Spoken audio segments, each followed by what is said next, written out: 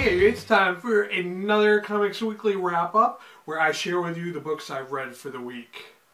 So, if you paid attention to last week's video, which while I'm filming this I'm currently uploading, you know that I had to upload it a little late because of the Thanksgiving holiday. So because of the Thanksgiving holiday, I kind of read a stack of books which I'm going to briefly try to go through as quickly as I can because, you know, I read them a few days ago over the weekend.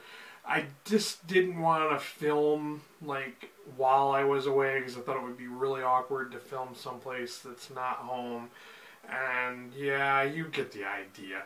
So I'm going to get on with this weekly wrap-up of the books that I read. The first book I read for the week was Captain Marvel Volume 3, and this is Alice Volat Propris. Weird title to begin with. And of course in the last book her cat had kittens and there was some alien race, Hassan something, Hassan Pfeffer, I don't even know. It was a really bizarre name and I'm intentionally making fun of it because it was kind of stupid and dumb to begin with. Well, anyways, you know, Captain Marvel comes back to her ship and she finds out that her cat's gone. Boo-hoo. Yeah, this kind of was really lame.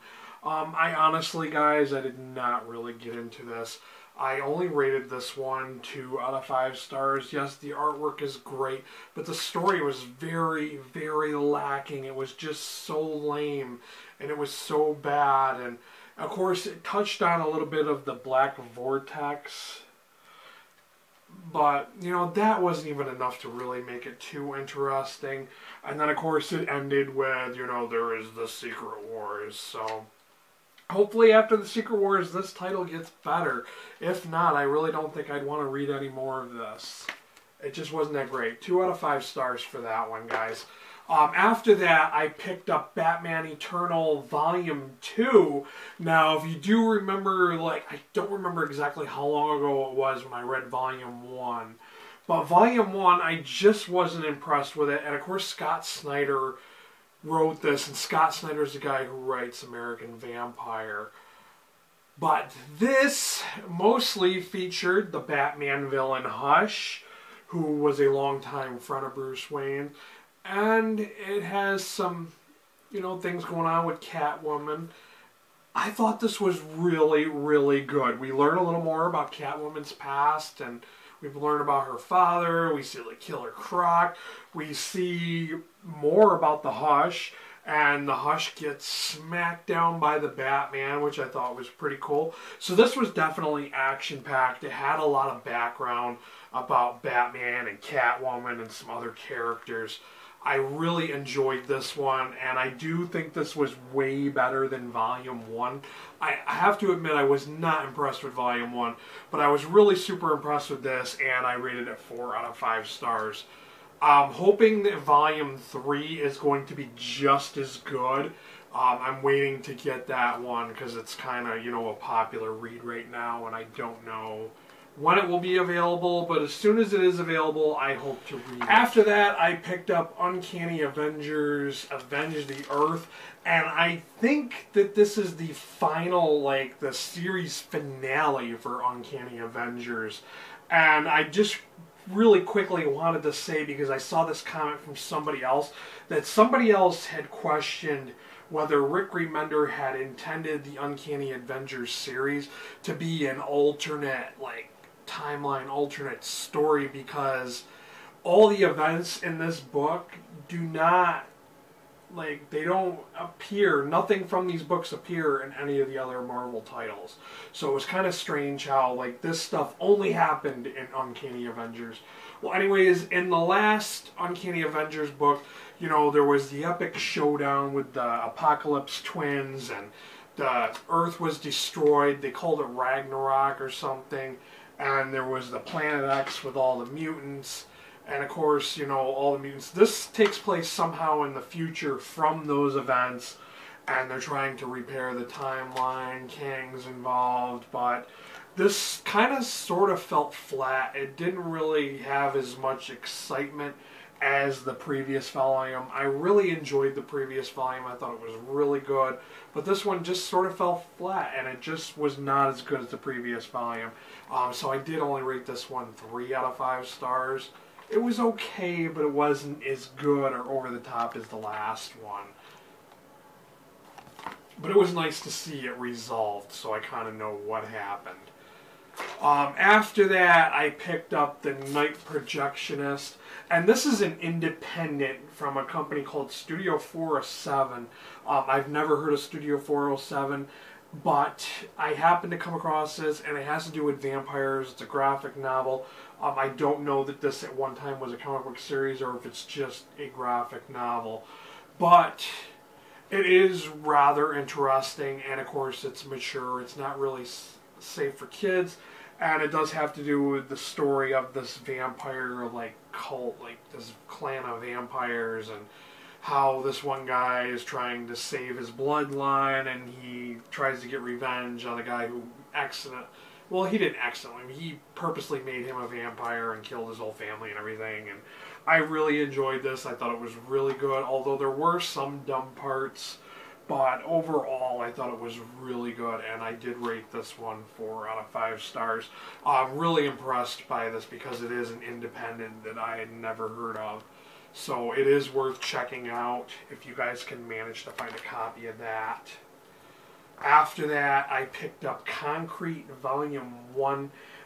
This is a Dark Horse book, and I remember vaguely hearing about Concrete, a long time ago when I was a kid.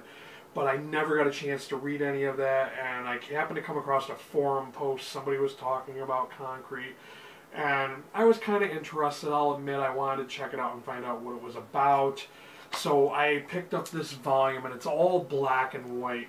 Basically, it's this guy who somehow he has an accident, and aliens like implant his brain into this stone monolith type guy, and yeah, I really was not feeling this. I don't know if anyone else really enjoys this series, but I just really did not like it. And I think I only rated this one a 1, maybe 2 out of 5 stars.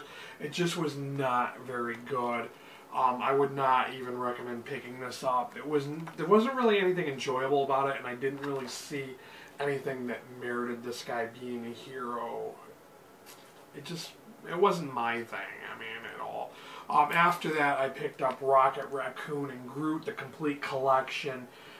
This, of course, features like the origin stories, like the Groot, like really like Tales to Astonish, like old stories, and it's got the Hulk for Rocket Raccoon, and there's a Rocket Raccoon like mini series.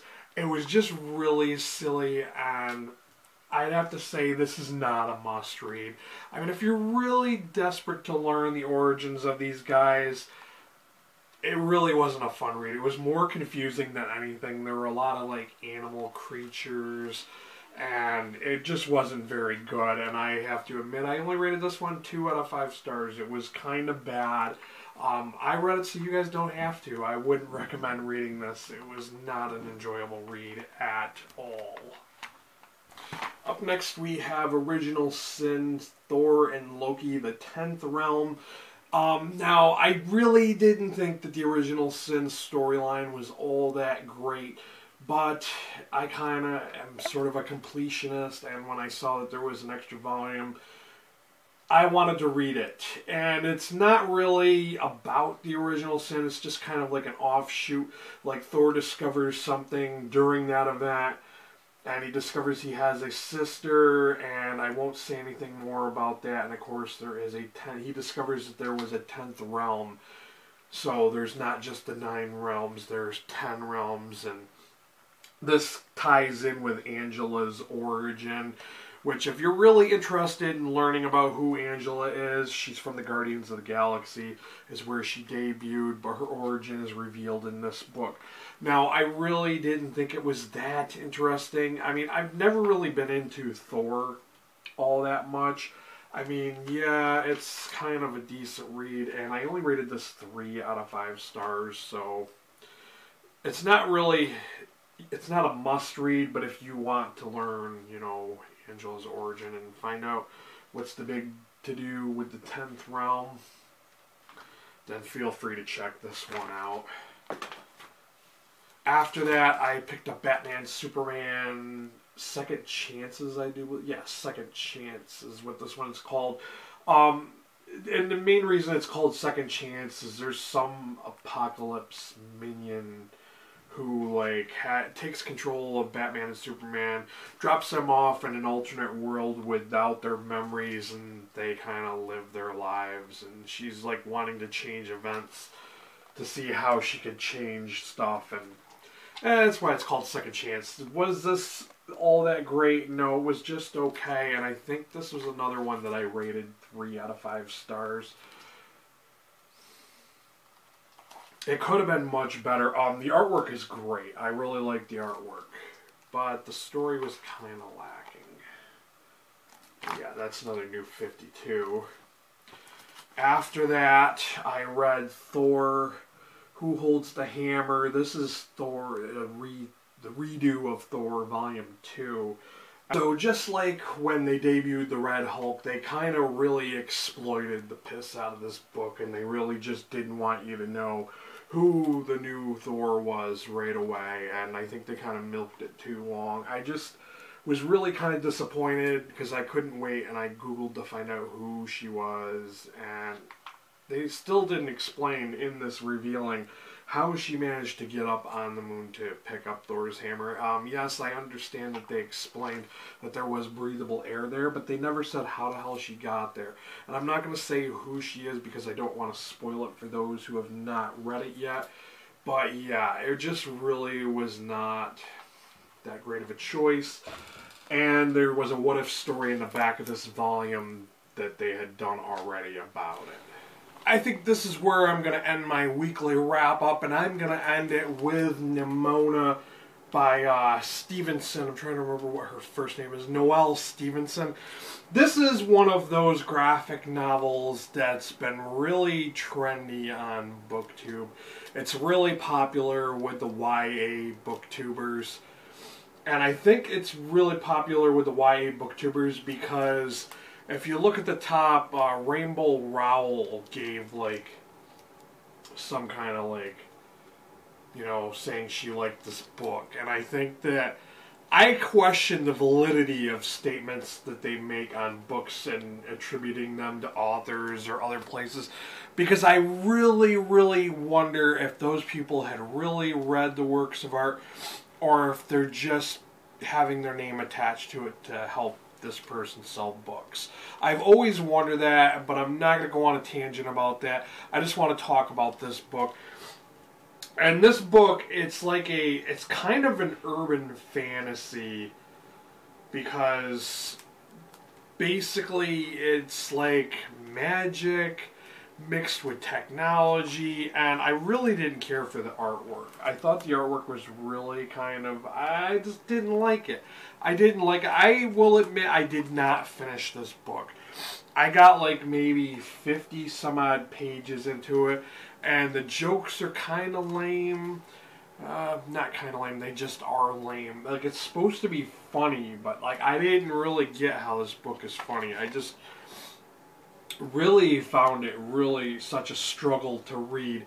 Nimona is she's a villain sidekick, and she has this shape-shifting ability that she was given to by a witch who was supposedly bad with magic, and it was supposed to be a temporary thing, but she was like permanently given the ability to shapeshift it. And it was just so dumb. I just couldn't get into this. And I really don't understand why so many people are like, oh, 4 or 5 stars for this book. I really didn't like it. I didn't hate it, but I didn't like it. And I only rated this 2 out of 5 stars. I just wasn't feeling it. And this is coming from, to be totally honest with you, this is coming from someone who reads a lot of graphic novels and a lot of comics. Don't believe the hype. This is not all it is hyped up to be. It really wasn't that entertaining. So I'm going to end this now, as I always do. If you've read any of these, or if you plan on reading any of them, let me know down below.